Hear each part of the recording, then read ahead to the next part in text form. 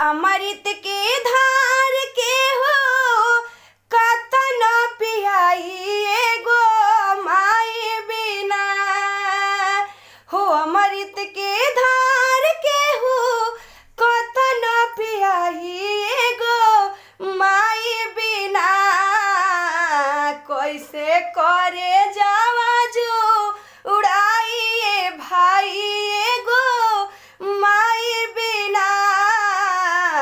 कैसे करे जावा जुड़ाइए भाई एगो माई बिना। करे एहसान माई दुनिया देखावेली, बोले बतियावे और चल के सिखावेली। मिल जाई अन धन मिली सुख पूरा, माई के दुलार बिना जिंदगी अधूरा। आचरा ओढ़ाई उहे दूधवा पियाई एगो माई बिना। आचरा ओढ़ाई उहे दूधवा पियाई एगो माई बिना।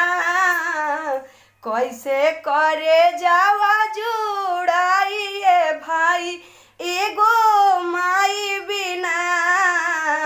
कैसे कर जावा जुड़ाइए भाई एगो माई बिना।